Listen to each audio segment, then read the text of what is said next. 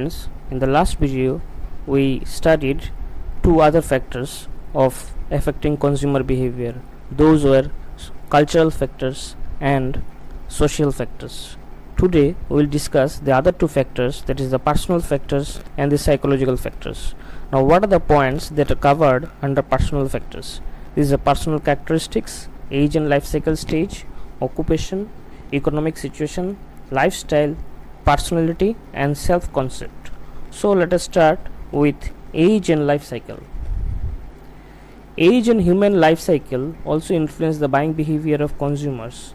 Teenagers would be more interested in buying bright and loud colors as compared to a middle-aged or elderly individual who would prefer decent and subtle designs.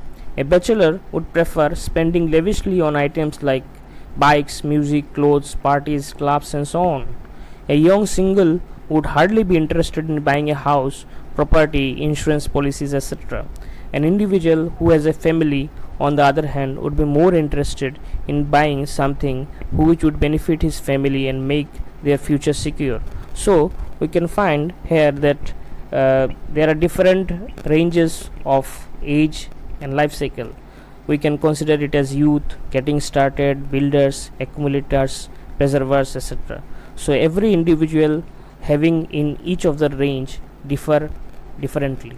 So it depends upon the marketers which particular target of population they are going to choose.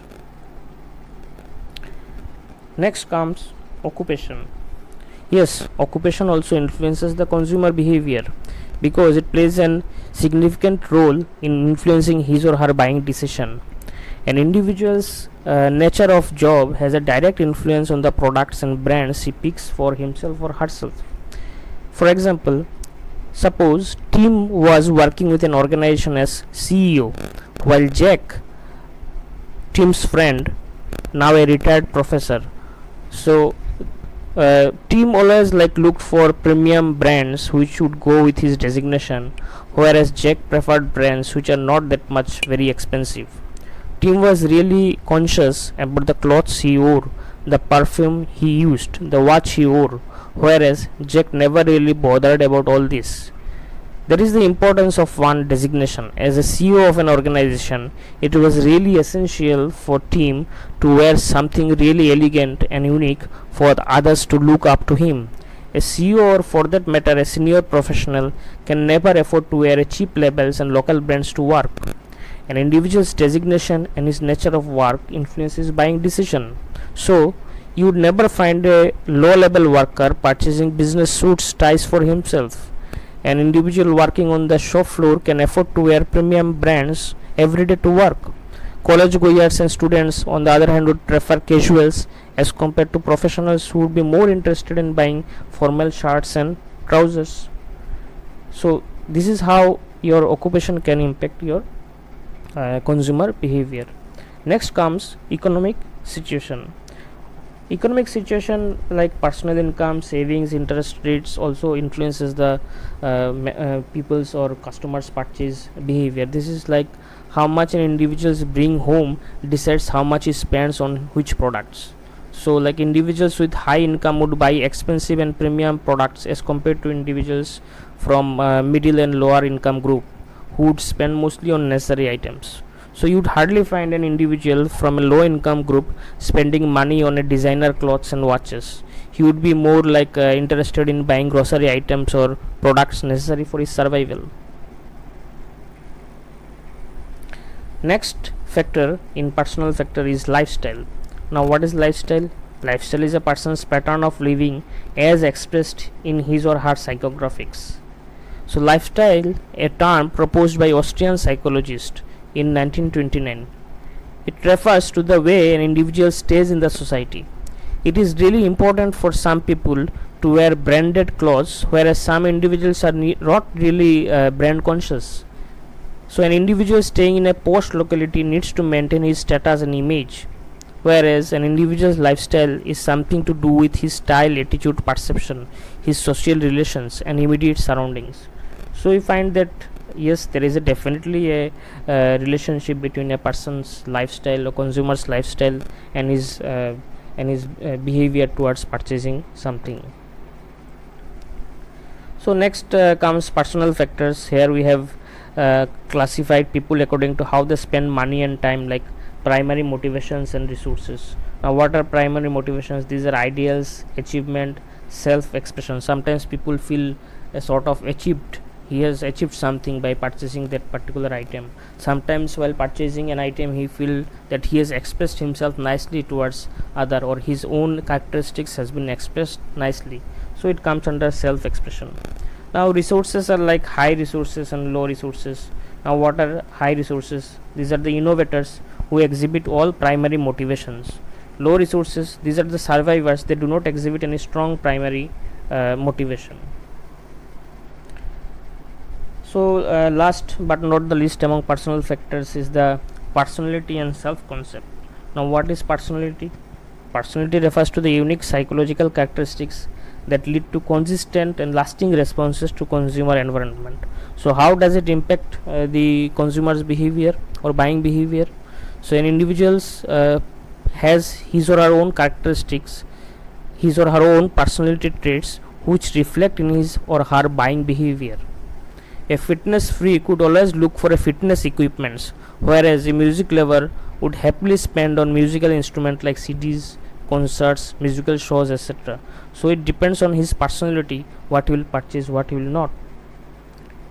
Sometimes brand also try to capture the personality shown by an individual. They establish their brand also as per the personality traits of an individual, like sincerity, excitement, competence, sophistication, ruggedness, etc. Self concept, on the other hand, it refers to people's possessions that contribute to and reflect their identities that are affecting consumer behavior are the psychological factors.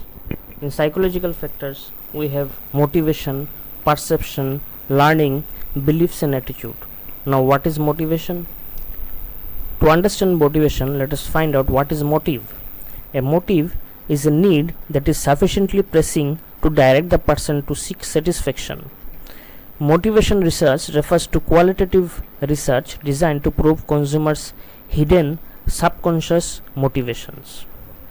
Now, for example, I like to give, why did suppose Nancy, a girl, why did she buy pizza?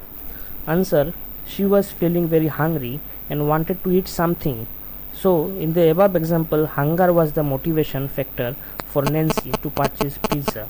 There are several other factors which motivate individual to purchase products and services. An individual who is thirsty would definitely not mind spending on soft drinks, packaged water, juice, and so on. So like recognition and self-esteem also influences the buying decision of individual. So we have a famous theory given by Abraham Maslow. This is known as need hierarchy theory of motivation. It first starts with physiological needs, proceeds to safety needs, then social needs, then esteem needs, and finally self-actualization. So the theory tells that first a customer or a consumer or a person would like to satisfy his physiological needs like hunger, thirst, etc. As soon as these hunger, thirst, etc. are being fulfilled, he goes for purchasing that items which will give him security and protection, and these are better known as safety needs. Later, after safety needs are fulfilled, he goes for purchasing that items or services that will give him a sense of belongingness or love. These are better known as social needs. Finally, he goes for esteem needs, and when esteem needs are fulfilled, he goes for self-actualization needs. So another sub-factor in psychological factor is perception. So what is perception? Perception is the process by which people select, organize, and interpret information to form a meaningful picture of the world from three perpetual processes. These are selective attention, selective distortion, and selective retention. Now I would like to highlight one simple example. Suppose Catherine and Rosalind had a very hectic day at work, and thus they wanted to have something while returning from work. Catherine ordered a large chicken pizza with French fries and Coke, while Rosalind preferred a baked vegetable sandwich. Though both Catherine and Rosalind had the same motivation, that is hunger, but the products they purchased were entirely different, as Rosalind perceived pizza to be a calorie-laden food, so individuals think differently and their perception do not match. So according to the perception, people try to purchase their product or services. So as far as the three types of perpetual processes are concerned, these are selective attention, selective distortion, and selective retention. Now, what is selective attention? Selective attention refers to the process where individuals pay attention to information that is used to them or they immediately follow. So this type of informations that they follow are known as selective attention. So an individual in a single day is exposed to numerous advertisement, billboards, hoardings, etc., but he is interested in only those which would benefit him in any way.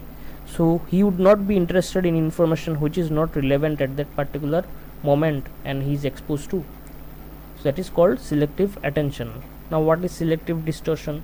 So consumers sometimes tend to perceive information in a way which would be in line to their existing thoughts and belief. Like they have a tendency to interpret information in a way that will support what they already believe. So what is selective retention? It is the tendency to remember good points made about a brand they favor and to forget good points about competing brands. So like it is like biasness towards some brands, etc.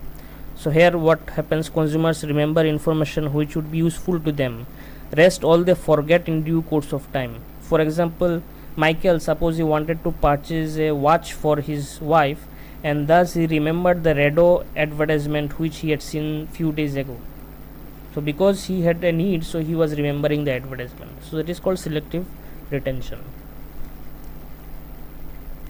Next psychological factors that comes is learning. So what is learning? Learning is the changes in an individual behavior arising from experience and occurs through interplay of drives, stimuli, cues, responses and reinforcement. An individual comes to know about a product and service only after he or she uses the same. So an individual who is satisfied with a particular product or service will show a strong inclination towards buying the same product again. So it comes under your learning because he has experienced the product, so he will again go for purchasing the product. So last but not the least sub-factor under psychological factor is beliefs and attitudes. What is beliefs? Belief is a descriptive thought that a person has about something based on his knowledge, opinion and faith. What is attitude? Attitude describes a person's relatively consistent evaluation, feelings and tendencies towards an idea or object. So beliefs and attitude actually play an essential role in influencing the buying decision of consumers, because individuals try to create a certain image of every product or services available in the market. Every brand has an image attached to it, also called its brand image. So consumers purchase product or services based on their opinions which they form towards a particular product or services. A product might be a very really good, but if the consumer feels it is useless, he would never buy it. So this is all about the two factors that we discussed today regarding the psychological factors and the personal factors. The other two factors were earlier discussed, that were cultural factors and social factors. So all total there are 4 factors which are affecting consumer behavior. So here comes the end of the lesson. Thank you.